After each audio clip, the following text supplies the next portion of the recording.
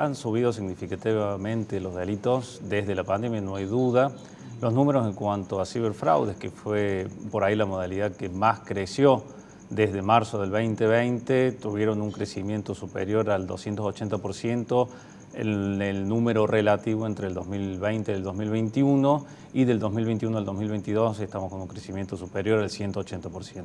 180%, es decir que prácticamente más que duplicado el tema de los ciberdelitos. Y mencionabas el tema de fraudes como la tipología más recurrente o la que más ha evolucionado justamente en este contexto. Sí, en este contexto, más allá que los delitos sexuales o los delitos que tienen que ver con exposición sexual o explotación sexual infantil en Internet, también han crecido a un ritmo sostenido durante la pandemia. Lo que tiene que ver con ciberfraudes realmente se ha llevado todos los laureles en cuanto a la cantidad de estafas que se han producido. Bien, uno habla de estafas digitales, piensa en fraudes, pero muchas veces asocia estos ciberdelitos a cuestiones que también tienen un lado económico, por ejemplo, los fraudes bancarios. En ese sentido, consultar cuál es el modus operandi que tienen los delincuentes justamente haciéndose uso de la tecnología, las redes sociales, en algunos casos aprovechando los canales que hoy ofrece la tecnología. Bueno, esto es muy variable y es muy interesante el análisis, porque las modalidades delictivas en lo que tiene que ver con los fraudes, principalmente los fraudes bancarios, han ido cambiando a través de los meses durante la pandemia. Diría que casi durante todo el 2021, la vedette, si se quiere, de los fraudes eran las cuentas falsas en redes sociales, principalmente en Instagram, referidas a entidades bancarias, y principalmente la toma de créditos preaprobados o acordados, ¿sí? Algo que se cortó abruptamente a partir de una decisión del Banco Central, aplicando algunas restricciones para extraer el dinero de esos fondos y para validar principalmente la identidad del tomador. Eso hizo que bajaran drásticamente, casi a cero, ese tipo de fraudes, mutando a otras modalidades. Ajá. ¿Cuál es la nueva modalidad? Hoy por hoy, la modalidad más extendida que hay de fraudes tiene que ver con cuentas falsas de WhatsApp. Mucha gente dice, me hackearon el WhatsApp, lo cual no es del todo cierto.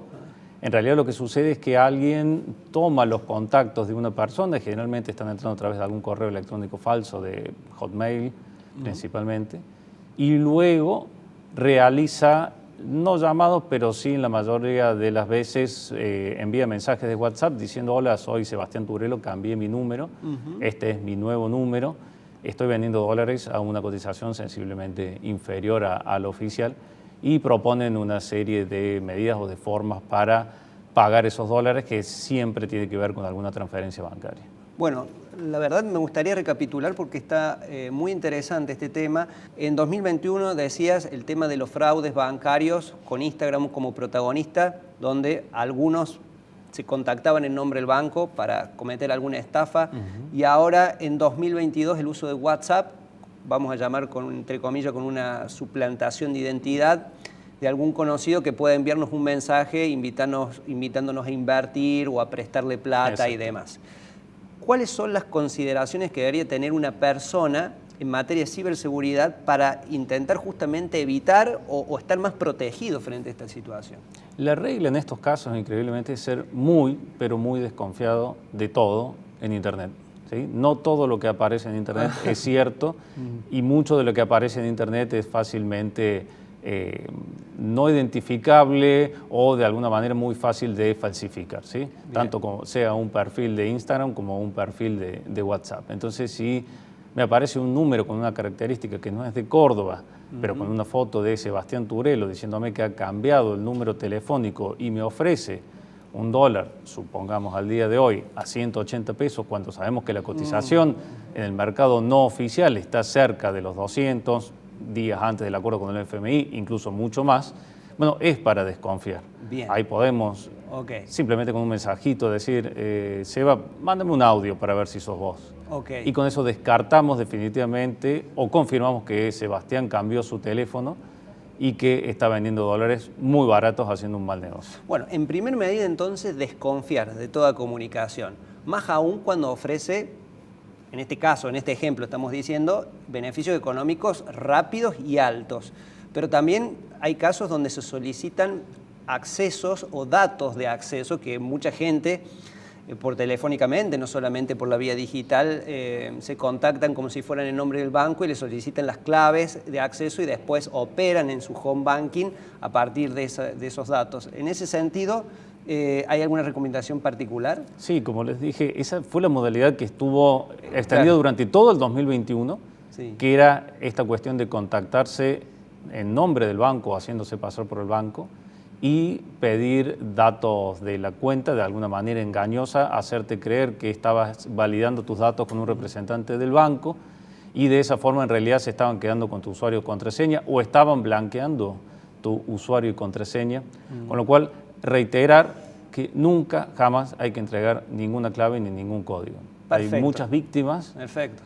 que nos dicen, me llegó un código por SMS con una leyenda que no se lo tenía que entregar a nadie, pero como yo estaba hablando con el representante del banco, se lo di igual. Claro. Y uno dice, bueno, no, pero justamente de eso se trata, no entregar nunca ningún código, cortar la comunicación. Bien, Es preferible perder tiempo cortando la comunicación que insistir sobre algo que realmente no Claro, funciona. en una entrevista anterior vos nos comentabas que a partir de las redes sociales como que si, vamos a decirlo entre comillas, nuevamente cazan en el zoológico porque se fijan cuáles son las interacciones que tienen los clientes usuarios con las cuentas oficiales, que generalmente tienen como un tilde azul al lado de su nombre, y a partir de ahí contactan en base a la pregunta, pero desde perfiles falsos. Sí, eso lo hemos incluso volcado en resoluciones cuando hemos elevado juicio causas o dictado prisiones preventivas, respecto de que hemos comprobado que están cazando datos que la gente deja en perfiles públicos reales de los bancos o de entidades bancarias con alguna duda, o incluso de alguna empresa o alguna compañía aérea, preguntando, por ejemplo, a alguien respecto de su vuelo, si está atrasado o no, e inmediatamente recibe una respuesta de un perfil falso, haciendo alusión a esa consulta pública, y la persona no se da cuenta, la foto de perfil es la misma,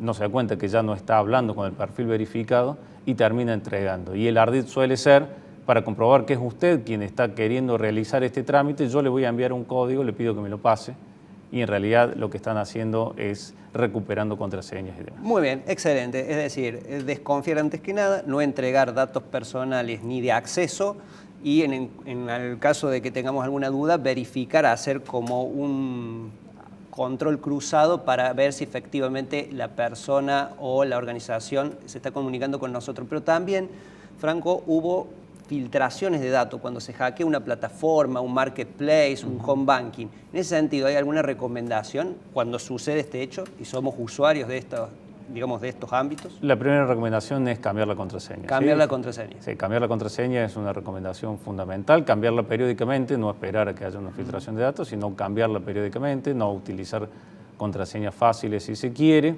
Y algo que dicho parece complejo, pero en realidad no lo es, que es activar un segundo factor de autenticación. Ah, la doble autenticación. Exactamente. Ah, cualquier persona que maneje mínimamente Internet busca en Google segundo factor de autenticación y lo va a encontrar y va a encontrar guías paso a paso. Así es. ¿sí? Así es. No es algo tan complejo como suena y es algo que es bastante efectivo a la hora de prevenir fraudes. Muy bueno, excelentes los consejos para tomar nota. Vamos a recortar, encuadrar y subir a YouTube porque esto, digamos, está al orden del día, todas estas cuestiones, todas estas estafas.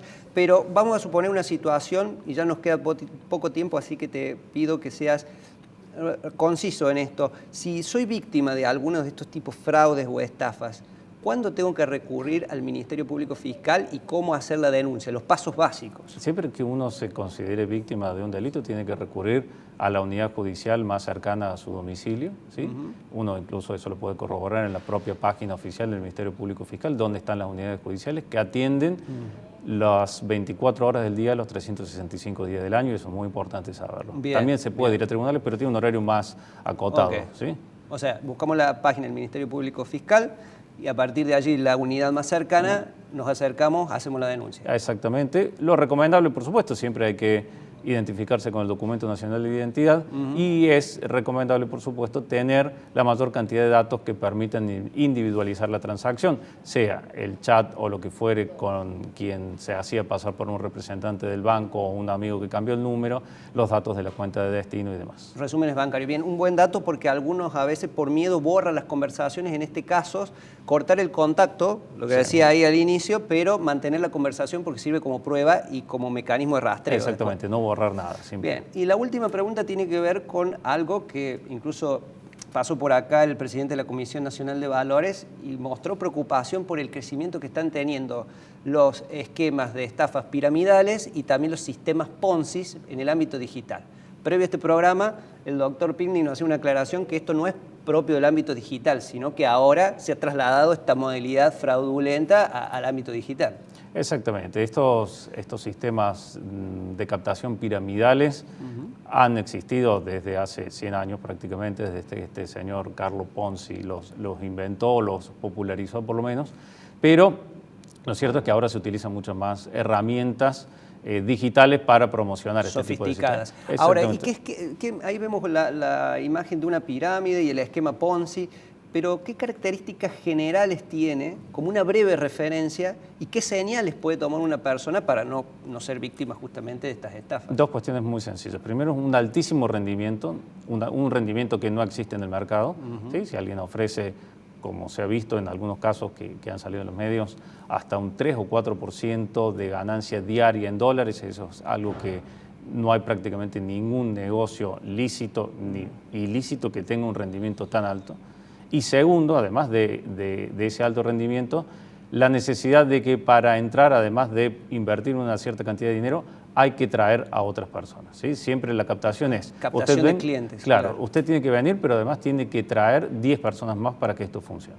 Y así se va alimentando la pirámide. ¿Y cuándo se cae este sistema? Justamente cuando deja de ingresar gente que haga aportes. Y ahí ya no pueden retirar ni los que estaban adentro, ni retiraron los que alcanzaron a salir a tiempo por el dinero que iba ingresando de quienes llevaban clientes a este sistema, pero ya no pueden salir o no pueden retirar dinero cuando no entra más gente. Clarísima la explicación, es decir, se obtienen rendimiento extraordinario a partir de los aportes de los nuevos ingresantes, pero cuando ese flujo se corta y la mayoría quiere hacerse de sus fondos, ahí está en problema y ahí es donde queda al descubierto la estafa. Exactamente. De alguna manera, y con esto trato de resumir y cerrar, no es diferente a esto de quien te ofrece dólares a un valor muy barato, ¿no? Porque muy conveniente. Claro. Exactamente, porque te están ofreciendo un rendimiento altísimo que no existe en el mercado y de paso te piden que le pases el dato a otros contactos para ver si también quieren comprar dólares. Bueno, muchísimas gracias, doctor Franco Pilnik. Vamos a subir esta entrevista porque es de mucha utilidad